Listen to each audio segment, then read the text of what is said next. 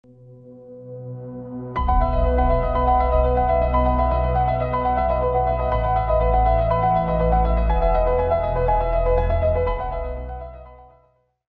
Atenaís Georges, del Secretariado del Movimiento Europeo del Agua.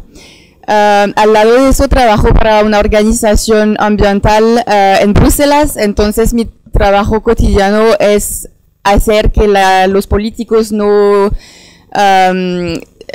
deregulan las leyes y nos continúan protegernos y no los intereses privados. Y trabajo especialmente sobre la Directiva Marco del Agua, las leyes de biodiversidad y el nuevo tema de créditos de naturaleza que yo os puedo oír gritar ya. Vamos a explicar un poco lo que es, en que es muy peligroso, también porque toca al agua. Conmigo tengo el honor de tener Milo Fiasconaro, que es director ejecutivo de Agua Pública Europea desde 2012, que trabaja con otro tipo de legislación, especialmente la de agua potable y la de aguas residuales. Y Agua Pública Europea es un poco como el equivalente de AWEPAS en España o AMAP en Cataluña. Después tengo conmigo Leandro Moral de la Red de Agua Pública, que es un profesor de antropología social y que da cursos en el Departamento de Geográfica Humana de la Universidad de Sevilla, que hace también investigación en los procesos de decisión al nivel de la gestión del agua en Andalucía y también al nivel europeo, y que es también miembro de la Fundación de la Nueva Cultura del Agua, que me imagino todos conocemos. Después con nosotros tenemos Susana Abella, que es de la Plataforma en Defensa del Ebre, Cimera Social del Agua. Susana es ingeniera química, miembro de la Plataforma en Defensa del Ebro, hace más de 25 años que está activa en eso, y esa plataforma es el movimiento de referencia en defensa de los ríos al sur de Europa. Después tenemos Jerry van den Berge, que es investigador postdoctoral en la Universidad de Wageningen en Países Bajos y que se enfoca sobre el derecho humano al agua y la defensa del agua como esencial común. Y ha hecho una tesis el pasado año que se llama Agua como bien común, no como una mercancía, y estudia en eso los movimientos sociales, sus estrategias, sus luchas a frente de la privatización de los servicios de agua en Europa, que os recomiendo leerla si pueden, porque es muy interesante. Creo que ya estamos con nuestra mesa. Me voy a empezar con una pequeña introducción para reponer un poco el contexto donde evoluamos. Pues todos saben que desde esos últimos meses, en particular el empezó de ese año con la investidura de Trump, hay un cambio de reglas a nivel internacional que es absolutamente increíble, en el sentido que el multilateralismo se cae, los derechos humanos ahora no son una prioridad, ahora la prioridad es lo que llaman la competitividad, como que para competitividad no necesitamos los humanos y la vida. Y también la estrategia autonómica a frente de lo que pasa por los recursos, especialmente críticos del suelo, por lo que llaman también la transición digital y verde, etc. Y vemos también en Europa que los espacios cívicos tienen una tendencia como a, ¿cómo se dice? A restringirse. Difícil. Y que todo eso con el facto que la información ahora es muy controlada por algunos que tienen también intereses en algunas empresas, etcétera. Vemos también el nivel de desinformación, que una falsa información circula 6 veces más rápidamente que una información verdad. Entonces, pues tenemos muchos líos, lo sé que es deprimente, pero hay buenas cosas también. Pero a nivel europeo lo que pasa, lo han escuchado ayer 2, 3 veces ya, estamos en un caso muy, muy, muy grave desde la anuncia de la Comisión Europea de reabrir, de revisar la Directiva Marco del Agua el próximo año, en el segundo cuartil. Y solamente para recordar que la Directiva Marco del Agua es la única directiva que tenemos a nivel europeo para proteger el agua como ecosistema, es decir, la calidad, porque se enfoque primero que todo en la calidad, pero seguramente que hay un impacto en la cantidad también. Y no podemos asegurar un derecho humano al agua en el sentido de agua potable, de continuidad, de afordabilidad, si no tenemos esa directiva que protege al ambiente. Y lo quieren abrir porque, por esas razones de estrategia, strategic autonomy, autonomía, estrategia.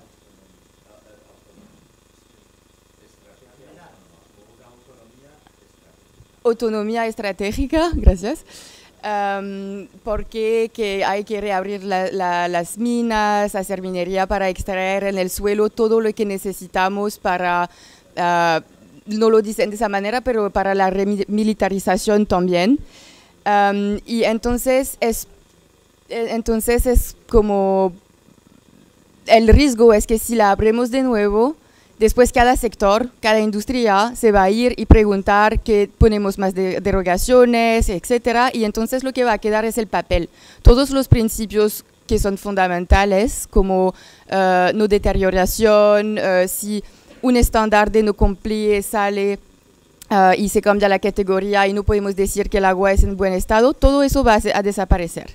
Entonces es muy, muy peligroso.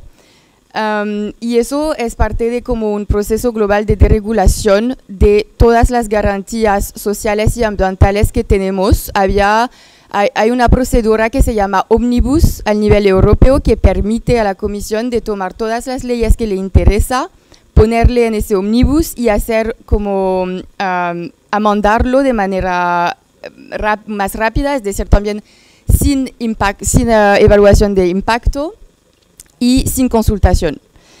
Entonces lo han hecho con la vigilancia de las corporativas, que ya la mediadora Europa dice, pues eso es mala administración, no respetan a sus propias regulaciones, etcétera, pero es una opinión, no es legalmente contraignant. Vinculante, gracias. Entonces, lo que pasa es que el próximo miércoles vamos a tener lo que llamamos un omnibus ambiental y querían poner la directiva marco de agua, es lo que no habíamos dicho, etcétera. Al fin lo han hecho de otra manera, pero van a tocar también a los de waste, como de la basura. Residuales, gracias. También de emisiones de industria, es decir, que para poder permitir más. Entonces viene de todos lados, que hay como esa idea que no necesitamos derechos sociales, ambientales, etcétera, porque eso mata la economía, como que la economía podría sobrevivir sin la ecología. Pues es ese discurso típico de los neoliberalistas. Y lo que pasa también es que ahora votan por leyes, por ejemplo, conocen quizás la ley de restauración de la naturaleza. Han hecho una estimación, una evaluación que falta dinero para pagar la restauración, pero normalmente cuando una institución pública pasa una ley, para la implementación tiene que poner dinero público. Pero el argumento es que no, el ambiente no puede ser otra vez una prioridad porque militarización. Entonces, para pagar la implementación de esa ley, vamos a proponer créditos de naturaleza. Y aquí van a gritar porque hay dos cosas.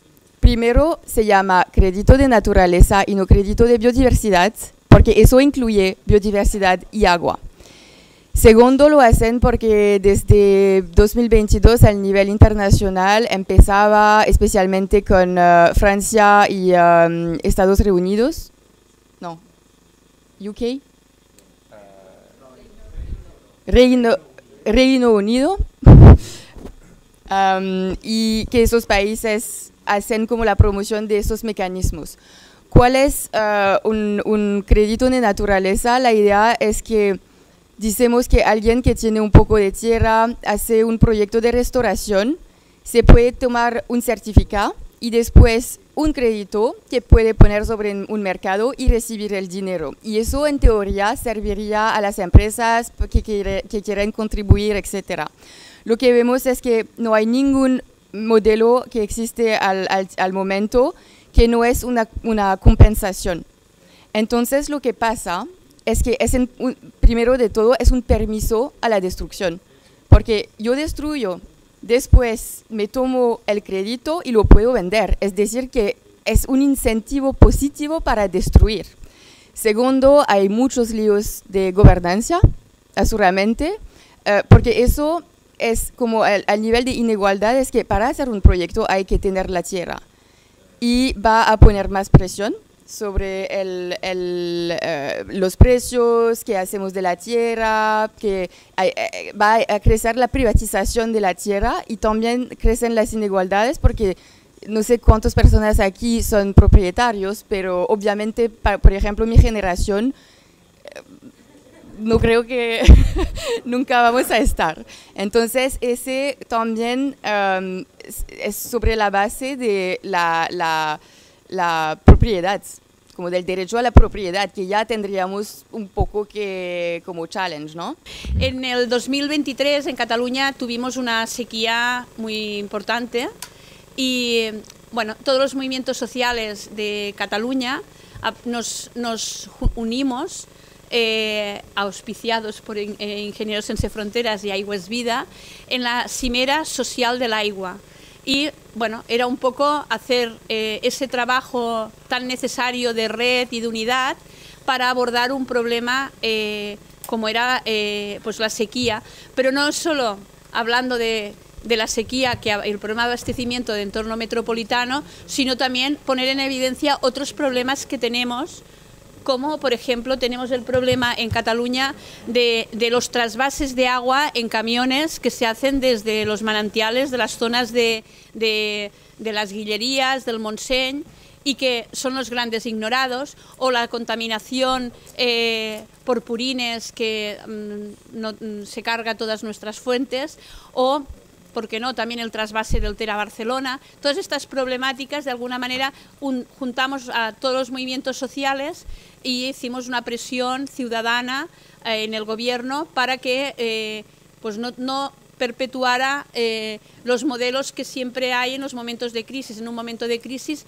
las respuestas siempre son las mismas, pues o trasvases o hacer un tipo de actuaciones y bueno, la Cimera pues nació en este sentido, ¿no? Para que el gobierno, en aquel momento era el gobierno de Esquerra, pero si hubiera sido otro gobierno hubiéramos actuado exactamente igual, porque por suerte los movimientos sociales no dependemos de quién está gobernando, sino de lo que se está haciendo en el momento de gobernar, y eso es muy importante. Los movimientos sociales tenemos que ser críticos con aquellos que ideológicamente pueden estar más cercanos y críticos evidentemente con los que no. Por tanto, los movimientos sociales de entrada tenemos que no estar alineados con ningún partido político o movimiento, y que los movimientos sociales tenemos que tener independencia. La independencia es buena para todo, porque tener independencia de criterio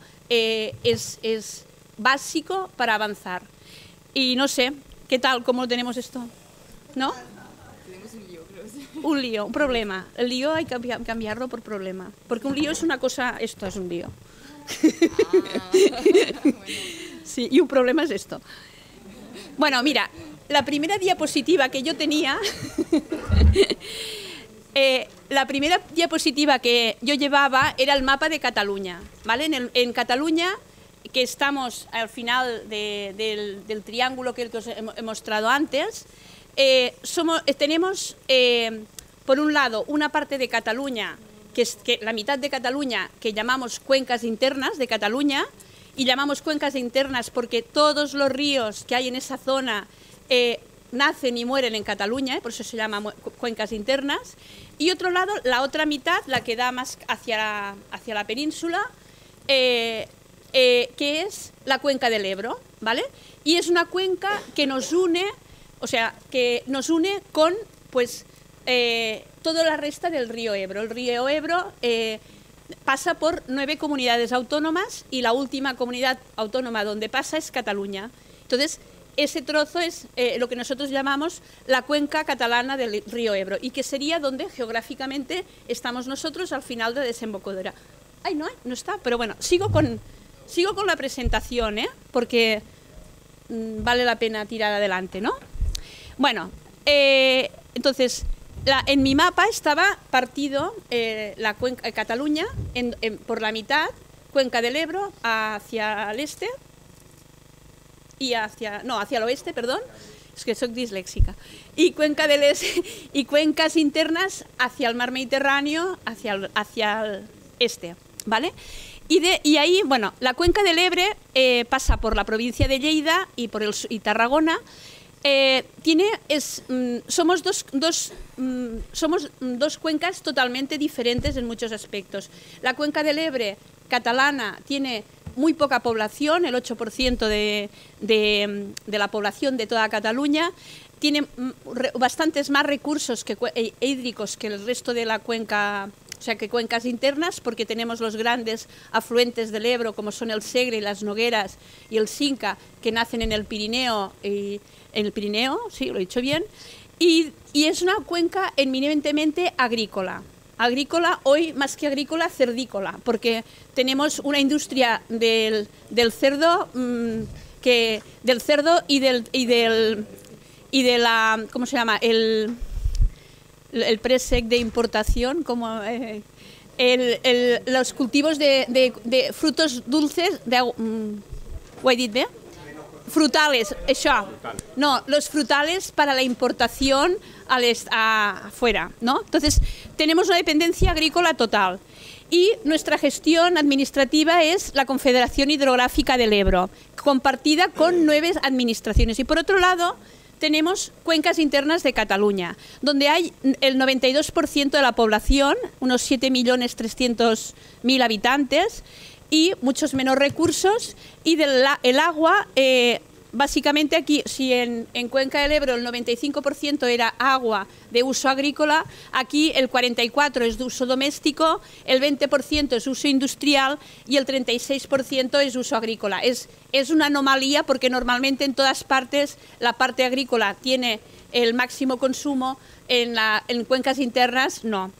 Y la gestión del agua la hace la Agencia Catalana del Agua, que depende del Gobierno de la Generalitat de Cataluña, ¿vale? Entonces, había una segunda línea en color amarillo que marcaba, que sería, pues no sé, a lo mejor es el 20 o 25% así a ojo, de buen cubero, de todo el espacio bueno, menos del 25%, ¿no? Este espacito.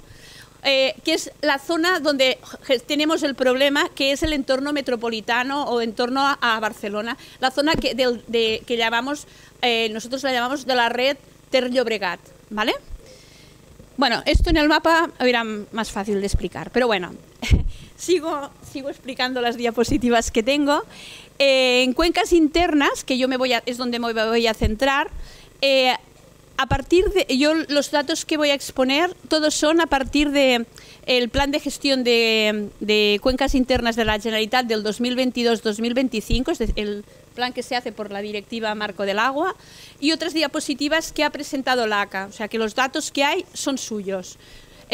Bueno, en cuencas internas se ve que desde el 2007 al 2018 hay un ahorro de agua en usos de abastecimiento y usos industriales. O sea, los usos industriales, por ejemplo, han disminuido casi el 40%. O sea, no quiero decir que ni que sea bueno ni malo, o sea, eso es lo que hay. Y también ha habido una reducción en los usos de abastecimientos. Entonces, Cataluña desde el año 2000 hasta ahora ha crecido de población de unos 6 millones de personas hasta 8 millones de personas, es decir, hemos subido 2 millones de personas en 20 y pocos años, pero el consumo total de agua no ha aumentado, es decir, que ha habido un esfuerzo por parte de la población por hacer un buen uso del agua, un esfuerzo a base de las hostias de las sequías, no os creáis que es por generación espontánea, ¿eh? Pero bueno, que a nivel de uso, de abastecimiento, hemos hecho un esfuerzo de ahorro. Entonces, las dotaciones de agua de la población son muy bajas. Tenemos de media un poco más de 120 litros por habitante y día de abastecimiento a nivel de Cataluña, y por debajo en la cuenca, en el entorno, cuencas internas y ¿cómo se llama? El entorno metropolitano y en Barcelona por debajo de 110, que digamos que ha habido un esfuerzo importante que hay que poner en valor, ¿no? Pero tenemos un problema que es el crecimiento constante, que yo creo que al final es el problema global que tenemos detrás de todo, ¿no? El crecimiento, que nunca paramos de crecer, ¿no? Bueno, pasamos a la siguiente diapositiva. En la siguiente diapositiva ya me centraba en el punto Ter Llobregat, ese espacio, digamos, que era, pues no sé, he dicho un 25, pero igual solo era el 10% del espacio, donde si en la cuenca del Ebro éramos el 8% y en cuencas internas éramos el 92%, pues de este 92%, el 70% de la población está concentrado en ese punto. Y sería el punto que está en torno a Barcelona y que tenemos pues Mataró, Granollers, Manresa, no sé, Sabadell, Terrassa, Vilafranca, Vilanova, es decir, todos los que sois de fuera a lo mejor no conocéis estos nombres, pero digamos que es todo el perímetro más o menos del entorno entorno Barcelona. Y allí tenemos el 70% de la población y es donde tenemos el problema. Lo que es la red Ter Llobregat. En esta red, el abastecimiento, con datos que tiene en el plan de cuenca del 2022-2027, de esta red, 151 hectómetros cúbicos venían de la red del Ter Llobregat, del trasvase del Ter, o sea que hay un trasvase del Ter a Barcelona de abastecimiento desde el año 1959, como han explicado antes. Un siguiente, la otra es del agua directamente del Llobregat, que es uno de los ríos que pasa por el lado de Barcelona. Luego el 7% que viene de pozos y luego entre un 5% que sería procedente de las desaladoras del Llobregat y de la Tordera. Esto eran los datos hasta el 2018 más o menos de uso común de cómo llegaba el agua al entorno metropolitano. Es decir, un 86% eran de ríos, ¿vale?, del Llobregat y del Ter. El Ter eran el 37%. Y luego el 5% era de desalación, ¿vale? Y luego el 7% era de pozos. Esto, claro, con un mapa se vería mejor, pero no pasa nada. Vamos a improvisar. Bueno, paso a la siguiente, ¿vale? Siguiente diapositiva. Perdón. Sí. La siguiente diapositiva era muy interesante porque teníamos cómo era la evolución de la desalación. O sea, si la evolución, si hasta el año 2018 o 20 las aportaciones para el entorno metropolitano eran del 5% en desalación, en el año 2022, 23 y 24 han subido al máximo de su capacidad. La capacidad máxima que tiene en estos momentos Cataluña para desalar son 80 hectómetros cúbicos al año, 20 aportados por la desaladora de la Tordera y 60 aportados por la desaladora del Prat, ¿vale? Entonces, a partir del 2022 tuvimos un problema, empezó a reducir, no llovía, empezaron a reducirse las aportaciones y se activó, digamos, los protocolos para activar la desalación y pasar que estaban, digamos, trabajando en mínimos, pues empezaron a trabajar mayor capacidad. Y no solo eso, también a partir de la última sequía que habíamos tenido en 2008, se hizo un tratamiento terciario para utilizar el agua de la depuradora del Prat.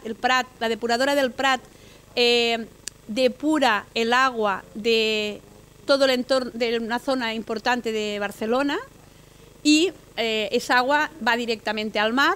Pues entonces en 2008 se vio la necesidad de hacer un tratamiento adicional de regeneración y recargar, digamos, o subirla desde el final del río a unos kilómetros más arriba, por encima de donde estaba el último punto de captación de la potabilizadora, y volverla a cargar en el río, ¿vale? También sirve para recargar unos acuíferos de riego agrícola, pero básicamente se hizo para eso. Entonces, y se volvía a poner en el río, de manera que en la siguiente captación esa agua, digamos, se había mezclado con el agua del río y era apta, o se utilizaba para potabilizar.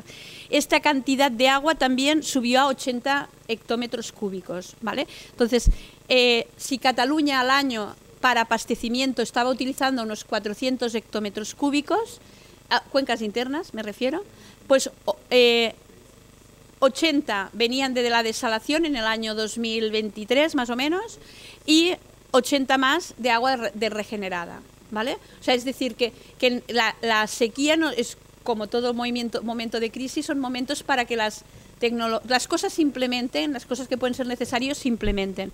Porque llegamos a una situación extrema de tener los embalses del Sau, Pasteral y los del Llobregat por debajo del 15%, y esto era una situación, digamos, que si la sequía hubiera durado mucho más, pues hubiera sido muy complicado, ¿no?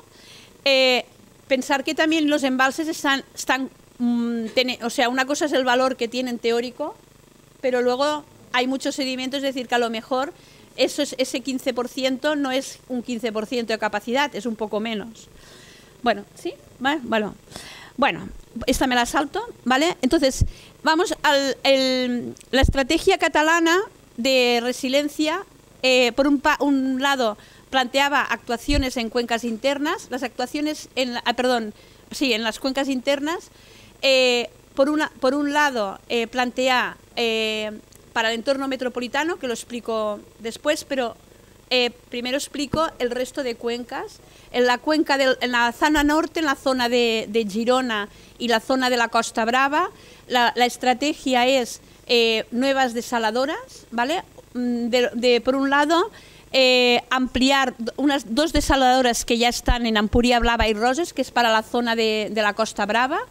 Y por otro lado, más a futuro, a partir del año 2030, una nueva desaladora en la zona de Cadaqués también, o Costa Brava básicamente, pero todas esta estrategia está enfocada a proporcionar agua para la industria turística.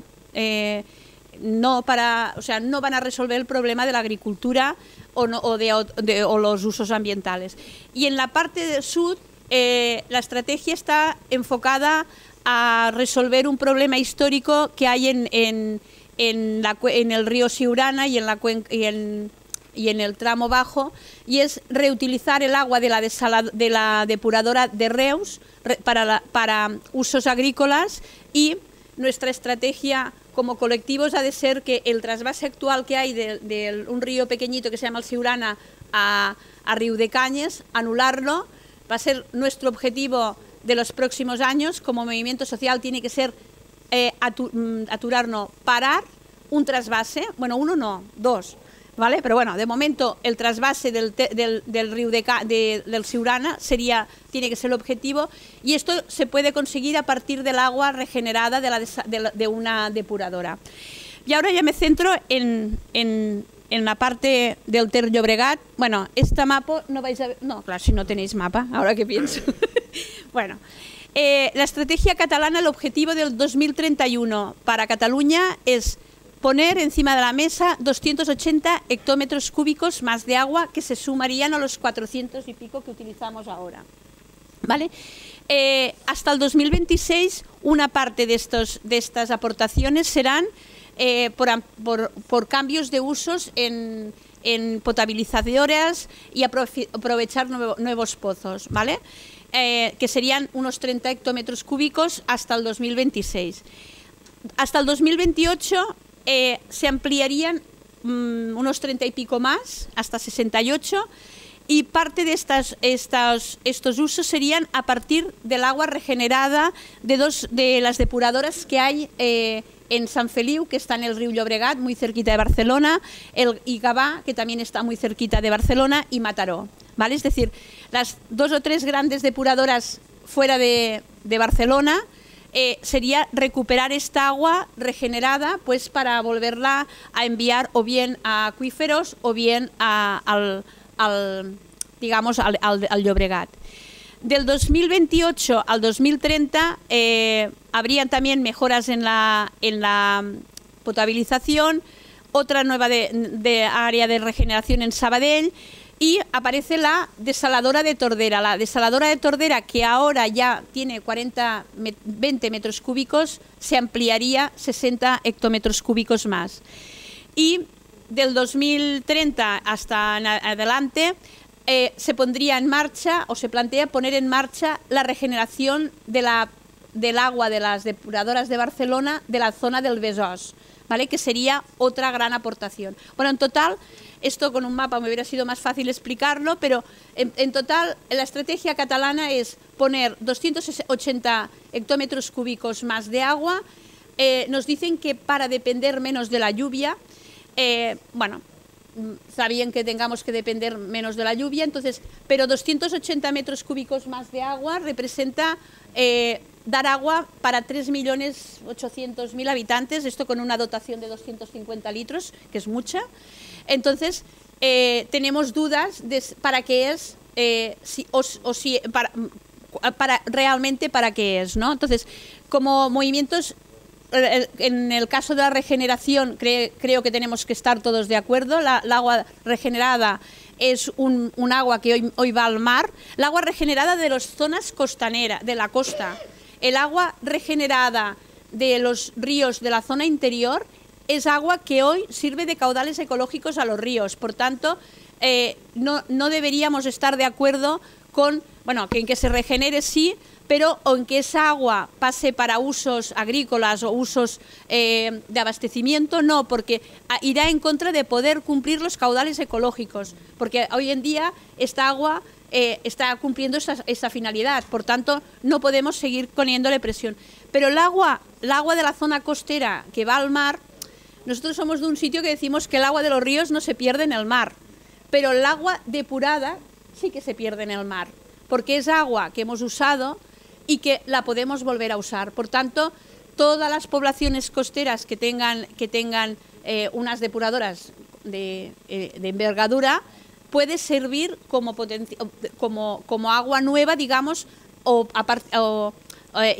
poniéndolo en los acuíferos o en la red, bueno, mezclándolas en las redes de abastecimiento de la manera que sea. ¿Sí? Vale, ya, y voy a acabar. Sí, el último punto. Es que me habéis quitado mucho tiempo. Bueno, en total, lo que decía, no, es igual, yo es que hablo mucho.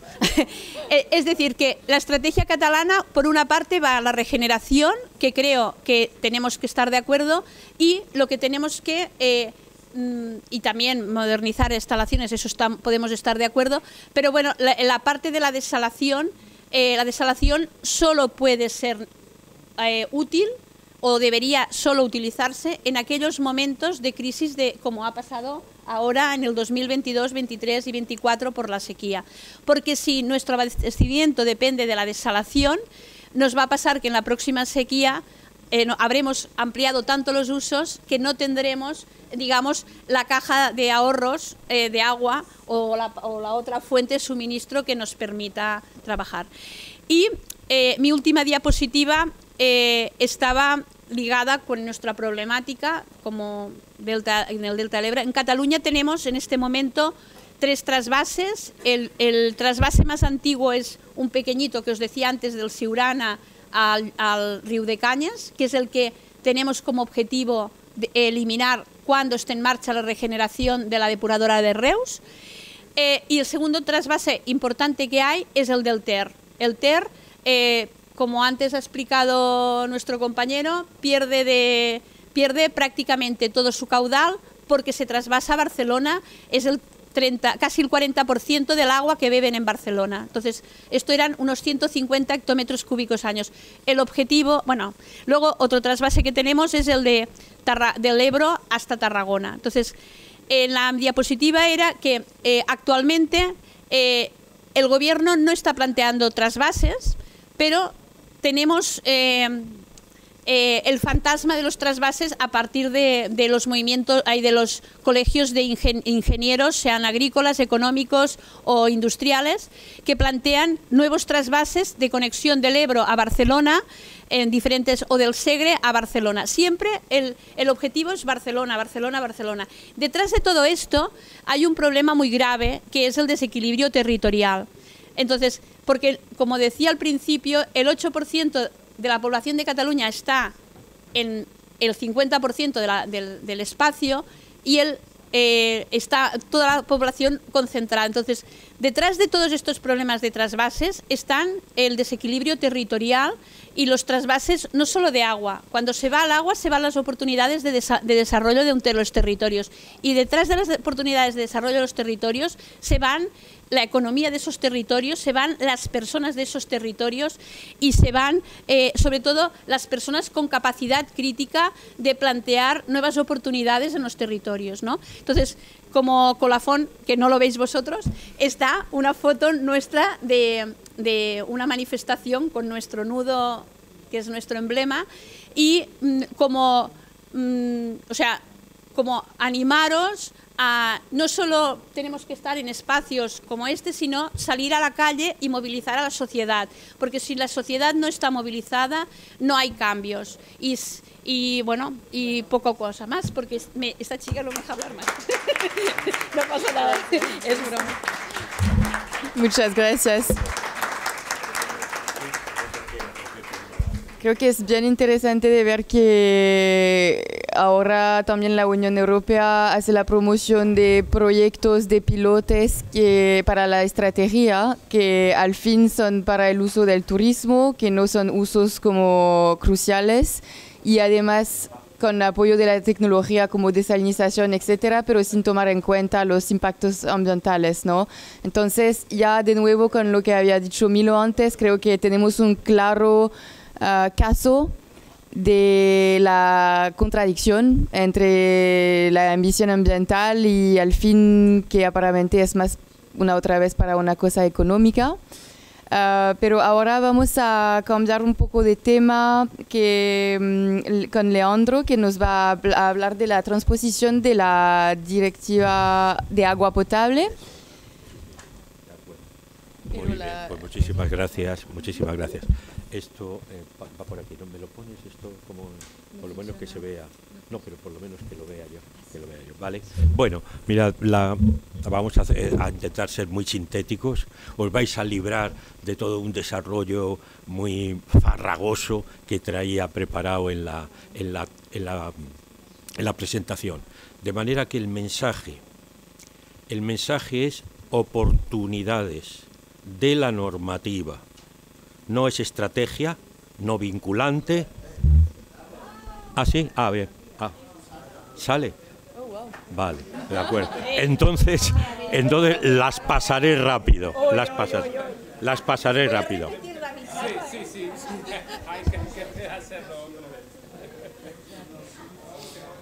Vale. Bueno, vamos.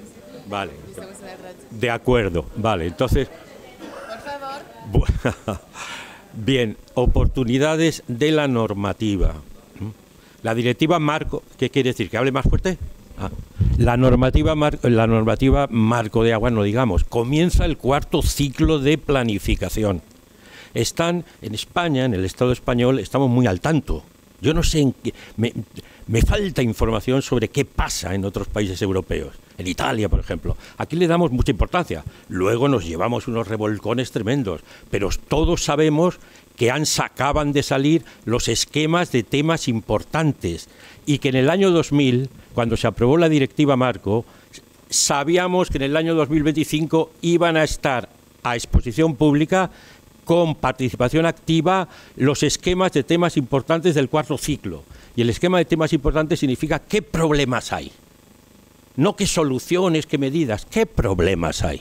Calidad, cantidad, injusticia, precios, qué problemas hay. Esos son.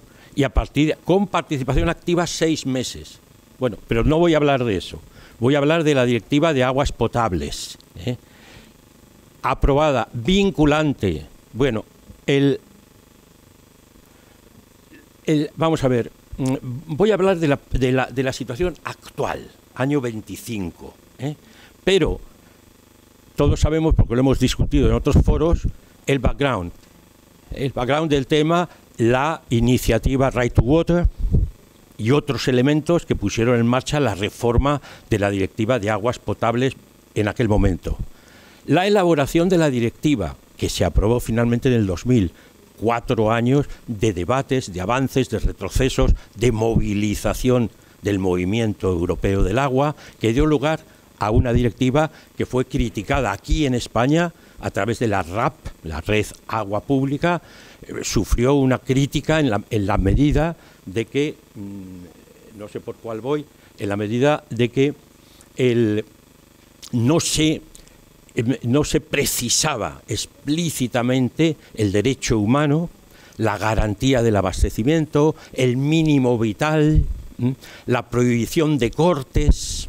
Por otra parte, se avanzaba en gobernanza, información, pero no se hablaba, pese a citarse el convenio de Aarhus, no se hablaba de intervención en la participación, en la planificación, así como otros aspectos, ¿no?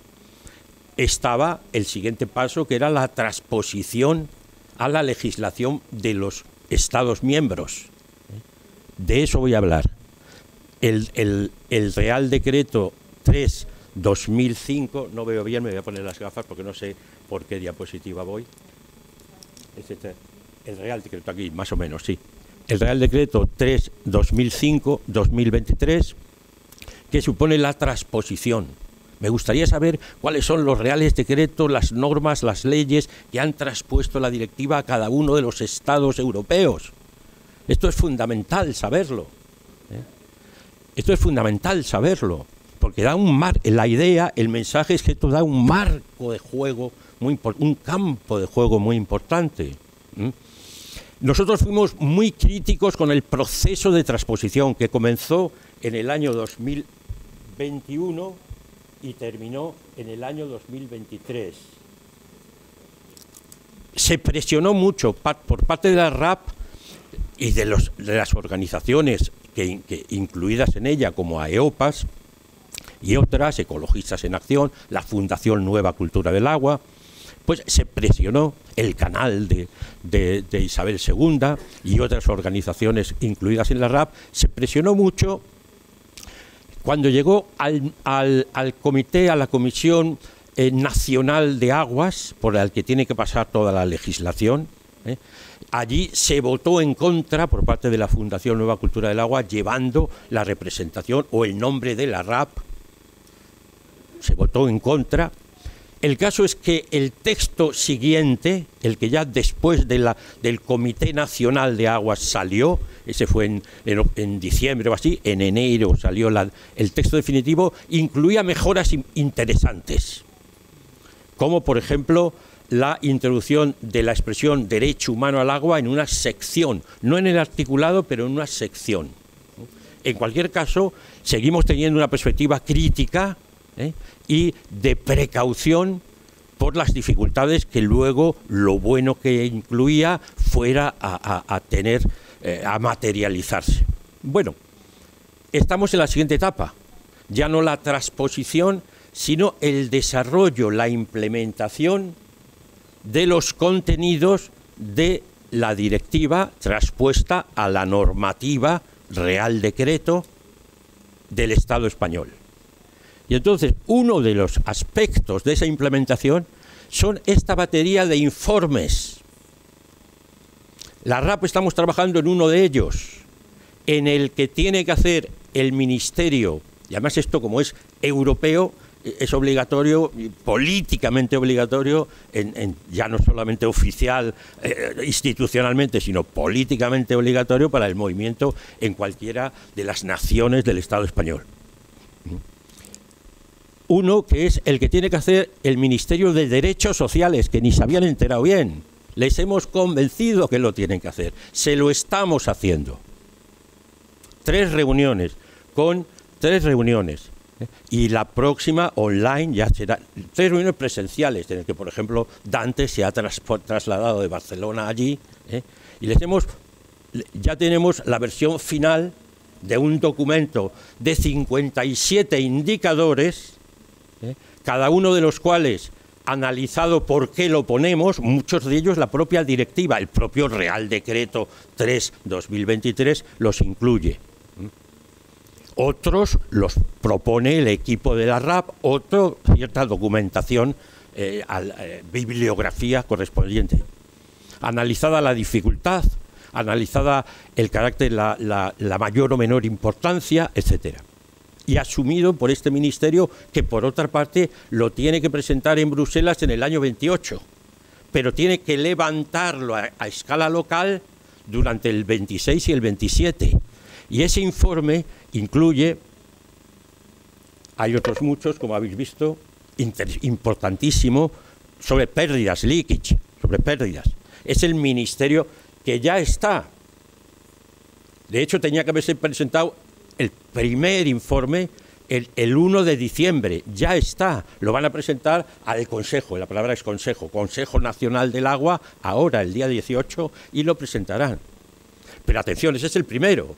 Tiene que hacer 2 anuales de ir incorporando, actualizándolo hasta el definitivo en el año 28 o 29.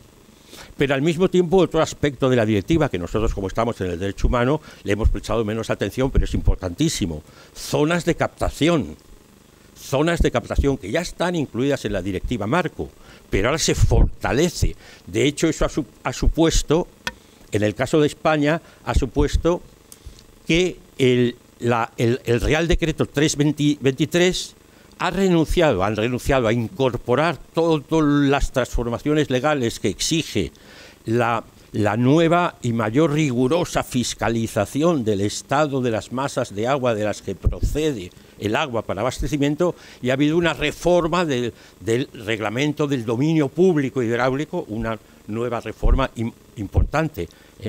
Perímetros de protección, en donde se introduce la responsabilidad de los operadores. La responsabilidad de los operadores, no solamente de los organismos, de las autoridades de cuenca, y eso habrá que ver. Y eso habrá que ver cómo se desarrolla. Pero, a su vez, el tema calidad, el tema promoción, fomento del uso del agua, con información periódica rigurosa sobre la calidad, con fiscalización de la distribución de agua potable, como en Francia, que no se hace aquí, distribución del agua potable en hostelería, etcétera, generalización de fuentes en lugares públicos, todo esto para toda la población. El informe está de vulnerabilidad. Bueno, aquí está rápidamente el diciembre, el report, como vamos de tiempo, fatal, ¿no? El report de Risk Assessment, claro, este es el interior. Es que, claro, la directiva de aguas potables, aparte de los debates que nos han ocupado más a nosotros en la RAP sobre derecho humano, incluye una modificación, una visión total adaptada a la directiva marco de gestión del riesgo, y por tanto de evitación de los problemas en origen. Claro, inserción de las aguas potables en el marco de las masas de agua de los ecosistemas acuáticos. Aparte, y bueno, los temas de fomento de la calidad, etcétera. Bueno, en resumidas cuentas, aquí en esto habría mucho que hablar de esto. Todo esto en España lo coordina el Ministerio de Sanidad, Pero esto no tiene nada que ver con lo que era anteriormente, que eran cuestiones físico-químicas y garantías sanitarias. Aquí estamos hablando de gobernanza, de información, de participación, aunque no queda claro, eso es, incluso en el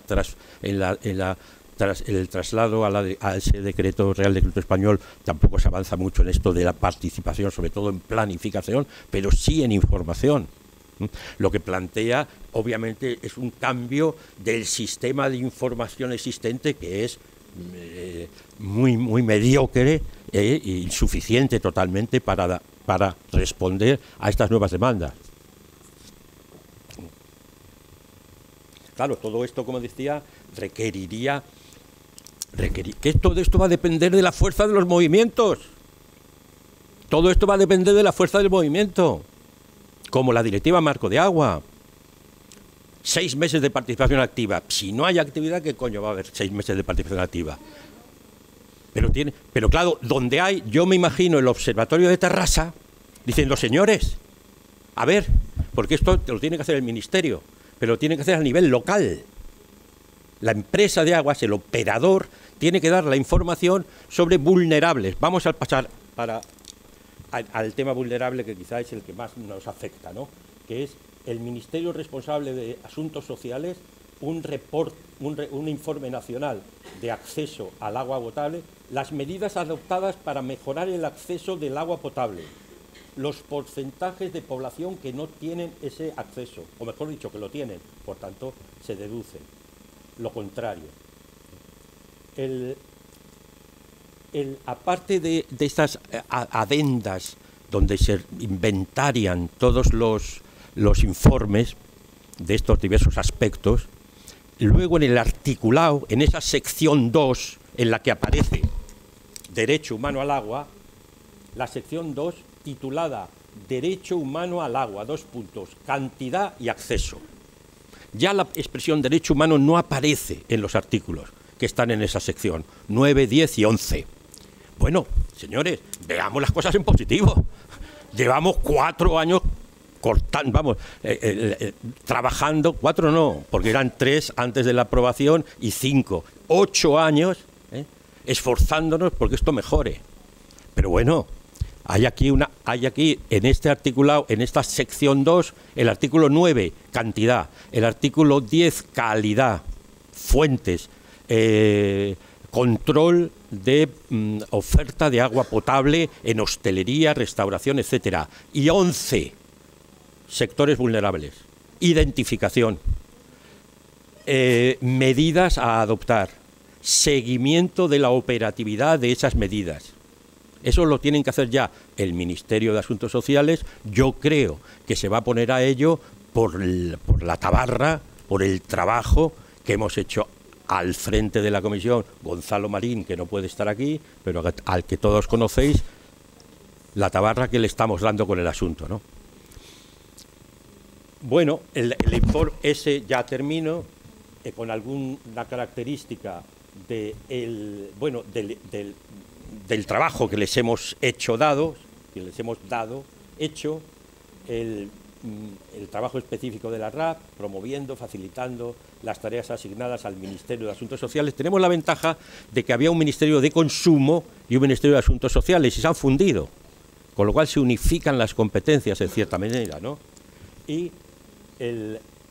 con aplicación de ese artículo 11, pero teniendo en cuenta también el 9 y el 10, el estatus de la situación del acceso, la identificación de la población vulnerable, las medidas a adoptar, las medidas adoptadas para promover el uso. Los principios en los que se basa ese informe, que ya están al corriente de ellas las directoras general, los sectores del Ministerio con competencia concreta sobre el mismo, accesibilidad, disponibilidad, calidad, aceptabilidad y asequibilidad. Lo he puesto ahí en español porque siempre me atasco con esa palabra. Y las propuestas, esos 57 indicadores estructurados en 9 secciones, que son estas: información general, accesibilidad, disponibilidad, la calidad y aceptabilidad, la asequibilidad, la información, para campañas de información sobre calidad y fomento del uso, la transparencia y el acceso a la información, la participación y la sostenibilidad. Esta es la estructura del informe y bueno, aquí me quedo quizá, si puedo poner el informe simplemente para que se vea la estructura, o si no, ahí la tenéis, la tabla, ¿no? ¿Cuál es el mensaje?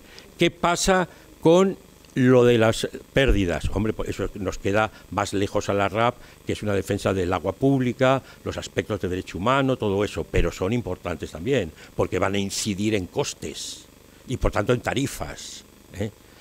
¿Qué pasa, no digamos, con la evaluación y el seguimiento de zonas de captación, que va a incidir también en costes y en calidad y en futuro, garantías de futuro de calidad, etcétera, y el resto de los aspectos? Ahí es donde tenemos que trabajar, entre otras cosas. Un gran campo de trabajo. Un gran campo de trabajo. Necesitamos de trabajadores. Bueno, vale. De acuerdo, pero hay esos observatorios del agua, que no son tantos, pero hay algunos. Pongo el ejemplo de Tarrasa. El ejemplo de Tarrasa tiene que coger este listado y decirle, señores, vamos a empezar. No, vamos a empezar nosotros, no. Van ustedes a empezar a trabajar sobre esto. ¿Les damos una idea? Sí, venga, de acuerdo, muchas gracias. Vale.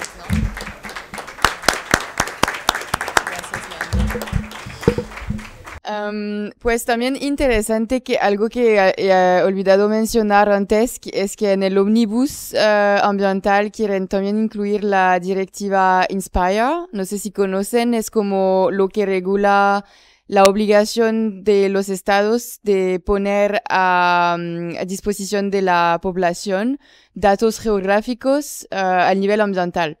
No sabemos lo que quieren hacer, pero con lo que ha dicho Leandro, como tenemos un gran lío de polución también, es muy crucial que la gente pueda acceder a ese tipo de datos. Entonces vamos a ver, pero sí, suspense. Ahora vamos a hablar con Jerry de cuáles son los impactos de todo lo que pasa al nivel político en Europa, que sería el nivel europeo, como de la Unión Europea, pero también local, sobre trabajadores y trabajadoras. In English, yes, sí, en inglés va a ser. Okay, yes, good afternoon.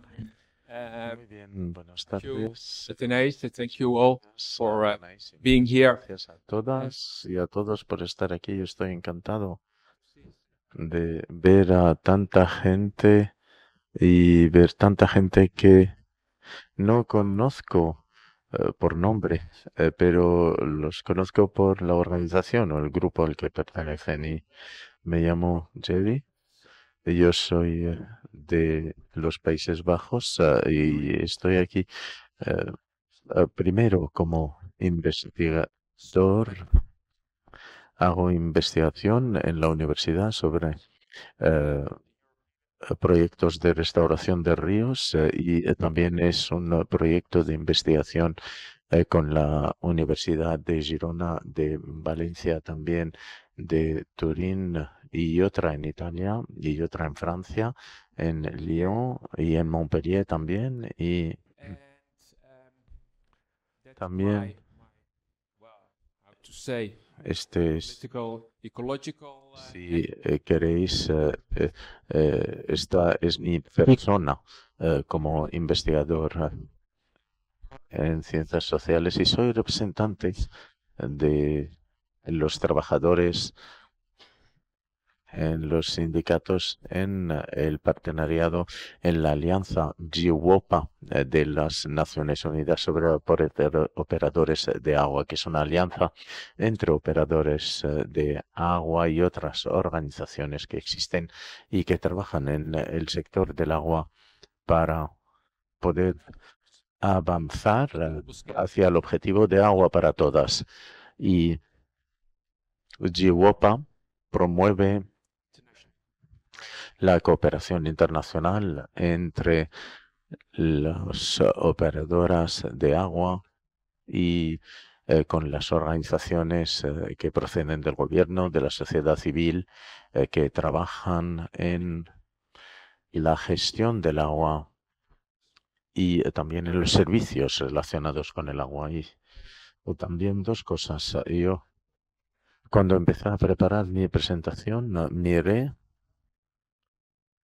la presentación que había hecho porque hace 10 años yo trabajé en el sindicato europeo de los funcionarios. Era una federación de sindicatos de trabajadores públicos. Yo trabajaba con Pablo Sánchez, muchos lo conocéis, y trabajé con él para organizar esta iniciativa europea de ciudadanos para implementar el derecho del agua dentro del marco legislativo europeo. Y también esta iniciativa ha tenido muchísimo apoyo desde el principio por todos los países europeos y también, pero por otro lado, no pudimos alcanzar mucho cambio político, pero después de algunos años hubo algunos cambios en la legislación europea, pero no tantos como desearíamos. Pero un éxito es que paramos durante un momento la liberalización, esos enfoques o estos esfuerzos de liberalización de la Comisión Europea para privatizar y el agua a nivel europeo. Y también cuando miro todas las presentaciones antiguas que había hecho sobre esto, pero en fin, ya os distribuiré todo el trabajo que he hecho, pero lo que me di cuenta es que la situación o el discurso de alguna manera no ha cambiado mucho desde entonces, porque en aquellos momentos teníamos una Comisión Europea neoliberal que estaba avanzando basada en el interés económico, el interés del mercado, y también decía que la Unión Europea no está hecha para servir a los pueblos, sino para crear un mercado europeo. Y esto ha cambiado. No ha cambiado mucho. Es la situación en la que estamos inmersos hoy en día. Todavía hay muchos intereses corporativos que son mucho más importantes que los intereses de los ciudadanos y las ciudadanas. Y, por ejemplo, el enfoque de Europa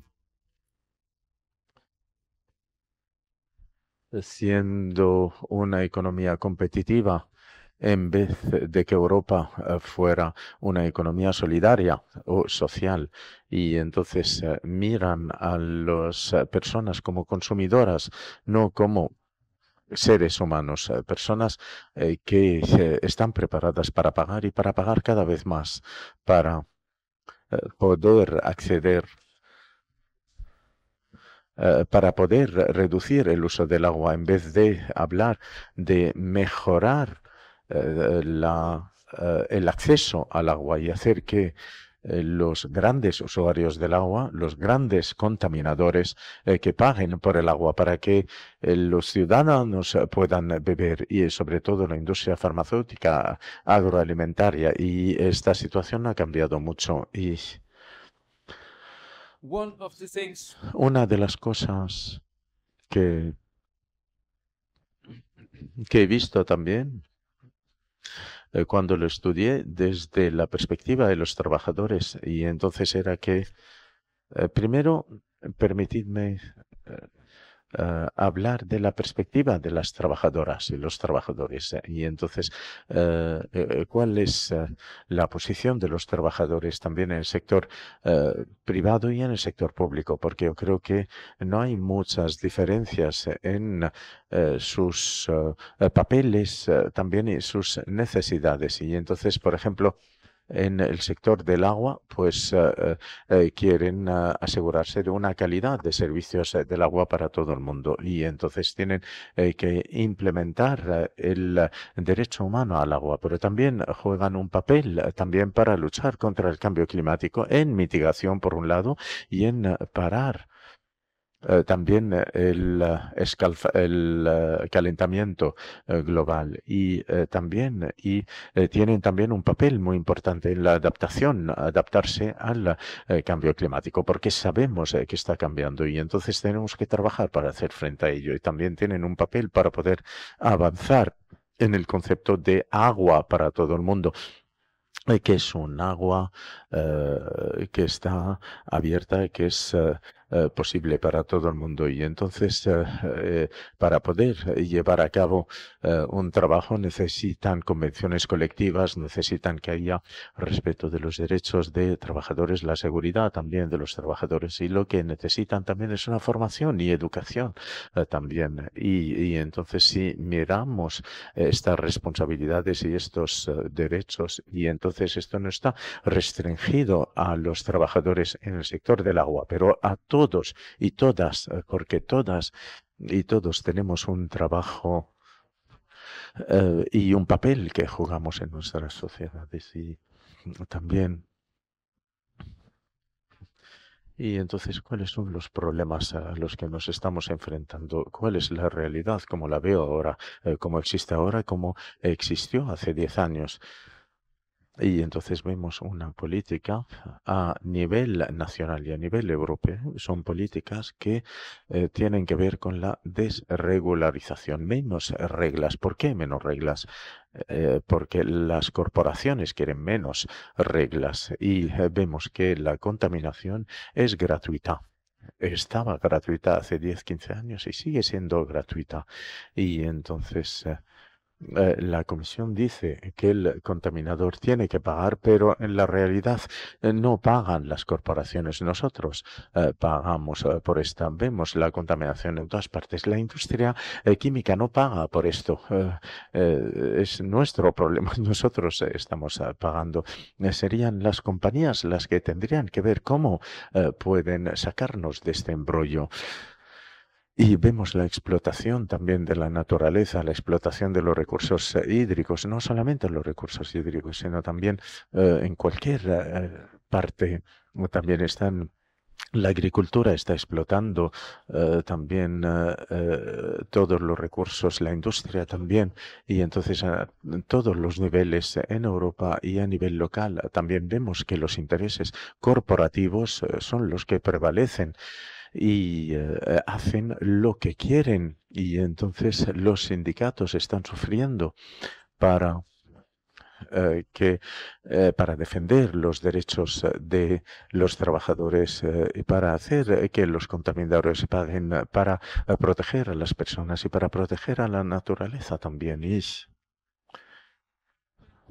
también para respetar la ley y cada vez hay más conciencia sobre la protección de las personas y la protección de la naturaleza. Tienen que ir mano a mano, pero están avanzando muy lentamente y esto es algo en el que tendríamos que jugar un papel muy importante como movimiento y también los sindicatos tienen que luchar para poner a las personas en el corazón. Las personas primero, las plantas, las personas primero. Y las corporaciones, en cambio, pues ponen el beneficio primero y las personas y la naturaleza detrás. Y entonces, mirando lo que está pasando ahora en Europa, yo diría que la ideología del mercado sigue siendo dominante, el discurso mercantil sigue siendo dominante y la resiliencia no es para la sociedad, la resiliencia es para la economía y para que las corporaciones puedan aprovecharse al máximo. Y las personas están sufriendo. Las personas son las que aguantan los problemas, en cambio, las corporaciones están aumentando su control sobre el agua, sobre los recursos naturales y sus beneficios también. Y esto me lleva también a hablar de algo que he oído por parte de muchas personas aquí ayer y hoy. Tenemos que trabajar juntas y juntos y los sindicatos, la sociedad civil, pero también las instituciones públicas, las organizaciones públicas, tenemos que cooperar porque lo que nos estamos enfrentando son los mismos problemas y no podemos resolver estos problemas si lo hacemos de una manera aislada. La sociedad civil por un lado, las ONGs por un lado, los sindicatos por el otro y las instituciones públicas por el otro. No podemos trabajar de una manera aislada, tenemos que trabajar juntos, tenemos que unificarnos y hay que unirnos, perdón, en solidaridad. Y como decimos, estamos todos en el mismo barco y entonces todos tenemos que trabajar juntos, proteger el agua como bien común y luchar también por la justicia, una sociedad justa a nivel medioambiental y humano. Y también la justicia se tiene que trabajar a muchos niveles y en muchos sitios tenemos que conectar también las luchas a nivel local, a nivel nacional, a nivel europeo también y hay que trabajar sobre los aspectos sociales y medioambientales también y los aspectos políticos también, porque el agua es un bien común y esto es algo social, es algo natural, también es algo cultural, también el agua es nuestra identidad y tenemos que luchar por ella y tenemos que luchar juntas y juntos. Gracias. Gracias, Jerry. Muchas gracias. Solamente para cerrar esa sesión hay que no olvidar que somos agua con 70% en nuestro cuerpo, pues creo que siempre hablamos que el ciclo del agua, la naturaleza, los humanos, estamos la biodiversidad también, estamos el agua también, entonces hay que guardarlo en cabeza. Muchas gracias.